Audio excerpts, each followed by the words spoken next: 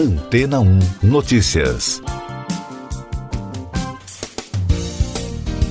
Bom dia! O vírus Zika pode estar muito perto de se tornar um novo surto global. Essa é a conclusão de uma pesquisa de laboratório publicada no periódico científico Cell Reports pela equipe do Instituto La Jolla de Imunologia dos Estados Unidos. A doença causou uma emergência médica global em 2016, com milhares de bebês nascidos com danos cerebrais depois que as mães foram infectadas durante a gravidez. Agora, de acordo com os estudos mais recentes, as variantes podem ser eficazes na transmissão do vírus, mesmo em países com imunidade de surtos anteriores. As descobertas, embora teóricas, são importantes porque servem para lembrar do risco de outros vírus além do causador da Covid-19. O Zika, um vírus encontrado em todas as Américas, é transmitido por picadas de mosquitos Aedes infectados. Só não existe registro do agente infeccioso no Canadá e no Chile, onde é muito frio para eles sobreviverem, e em toda a Ásia. De acordo com a rede BBC, embora para a maioria da população a infecção pelo mosquito seja uma doença leve, pode ter sérias consequências para bebês ainda em gestação, causando microcefalia e danos ao tecido cerebral na criança. Nos experimentos, os pesquisadores recriaram o caminho do Zika entre mosquitos e humanos usando células e camundongos vivos. Quando o vírus passou entre células de mosquito e camundongos em laboratório, ocorreram pequenas mudanças genéticas. Ao longo do caminho, foi observada uma relativa facilidade para o Zika sofrer mutações, evoluir, se multiplicar e se espalhar. E isso ocorreu até em animais com alguma imunidade anterior de uma infecção transmitida pelo mesmo mosquito, nesse caso, a dengue. O líder do estudo, o professor Suhan Shrestha, disse à rede britânica que a variante do Zika evoluiu ao ponto em que a imunidade de proteção cruzada proporcionada pela infecção anterior por dengue não é mais eficaz em camundongos. Dessa forma, se a variante se tornar predominante na vida real, pode virar um problema global. A identificação do problema em laboratório serve para alertar principalmente as autoridades para que se preparem para uma próxima crise de saúde em escala mundial. E daqui a pouco você vai ouvir no podcast Antena 1 Notícias.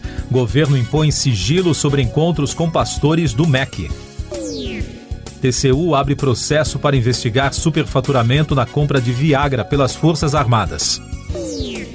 Bolsonaro autoriza reajuste de 5% para todos os servidores.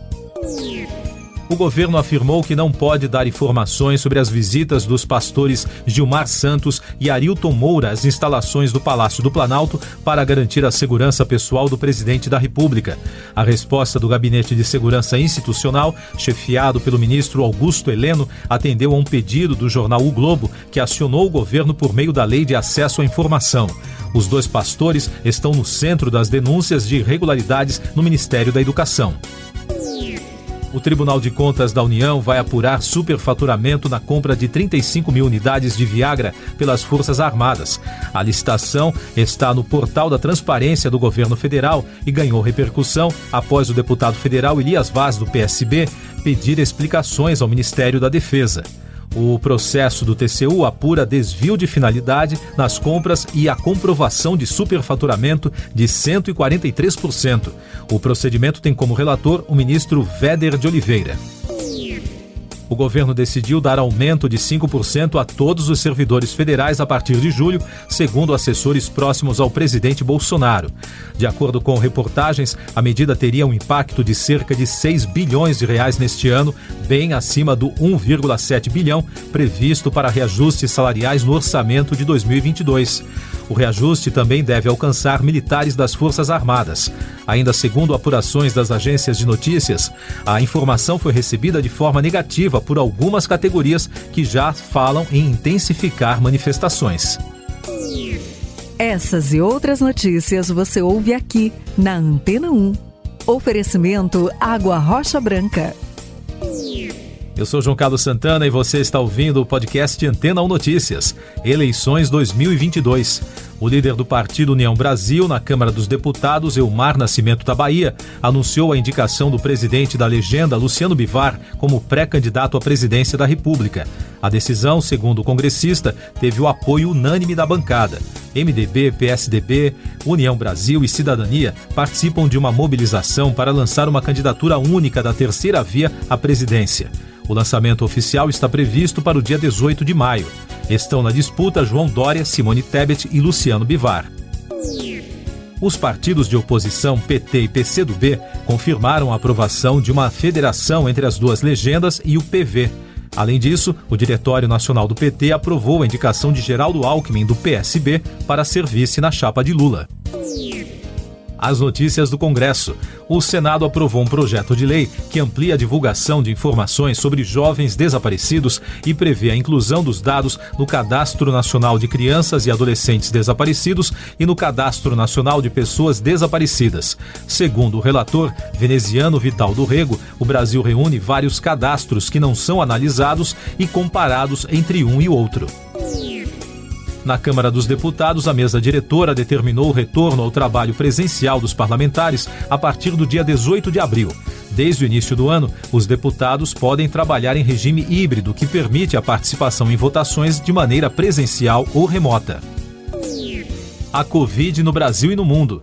O país registrou na quarta-feira 158 mortes pela doença nas últimas 24 horas, totalizando mais de 661.700 óbitos desde o início da crise. A média móvel nos últimos 7 dias é de 133, com tendência de queda. É a menor taxa em 3 meses. Também foram notificados 28.700 casos de Covid, somando mais de 30.200.000. Com isso, a média móvel de infecções nos últimos 7 dias chegou a 20.400, também com tendência de queda. E entre os brasileiros com mais de 5 anos, 81,7% receberam as 2 doses ou a dose única das vacinas contra a doença. A dose de reforço foi aplicada nesse público em 50,90% da população. A Organização Mundial da Saúde determinou que a Covid-19 continua como uma emergência de saúde pública internacional. Isso significa que a doença permanece como pandemia. A decisão do diretor-geral Tedros Adhanom Ghebreyesus foi baseada no relatório dos especialistas da entidade. O comitê reconheceu que o SARS-CoV-2 continua a ter uma evolução imprevisível, agravada pela sua ampla circulação e intensa transmissão entre humanos e em outras espécies. Mais destaques internacionais, começando pela guerra na Ucrânia.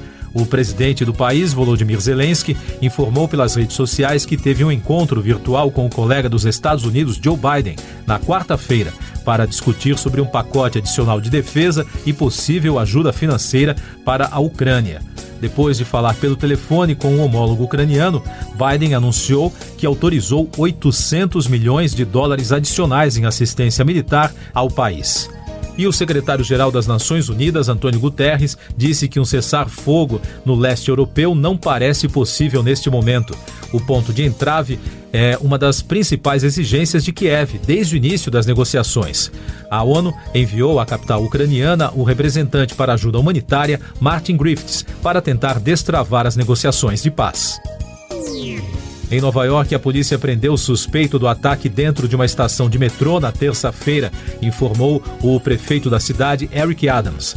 Frank James, de 62 anos, é apontado como responsável por ter detonado 2 bombas de fumaça e atirado contra os passageiros na estação. Segundo dados atualizados pela polícia, 23 pessoas ficaram feridas. A comissária Kishan Sewell disse em entrevista coletiva que o suspeito foi detido após uma operação em Manhattan. Noticiário econômico. Os acionistas da Petrobras aprovaram José Mauro Ferreira Coelho como membro do Conselho de Administração da estatal. A escolha foi definida por meio de eleição durante a Assembleia Geral Virtual, realizada na quarta-feira, com participação dos 850 mil acionistas da empresa. Coelho é indicado para assumir a presidência da petroleira. O engenheiro Márcio Andrade Weber também foi aprovado como presidente do novo conselho. O leilão da Agência Nacional do Petróleo conseguiu arrematar 59 blocos de exploração de petróleo de um total de 379 ofertados na quarta-feira. No total foram arrecadados R$ 422.400.000. Ao todo, 14 empresas participaram da disputa, como a Shell Brasil, Ecopetrol e Total Energies. A Petrobras não apresentou nenhuma proposta. Segundo dados divulgados pelo IBGE, as vendas do comércio cresceram 1,1% em fevereiro, na comparação com janeiro, cravando a segunda alta seguida. Na comparação com fevereiro de 2021, a alta foi de 1,3%. Com o segundo resultado positivo, o setor está 1,2% acima do patamar pré-pandemia. O último destaque do podcast Antena 1 Notícias, edição desta quinta-feira, 14 de abril, vem do mercado financeiro, lá do mercado asiático. As bolsas da região fecharam majoritariamente em alta no dia de hoje, com as informações de mais estímulos monetários na China e após uma rodada positiva de negociações nos Estados Unidos em Wall Street na quarta-feira. Siga nossos podcasts em antena1.com.br.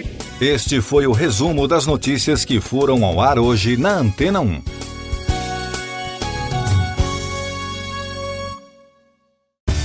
Depois de tanto conteúdo legal, que tal se hidratar com água Rocha Branca?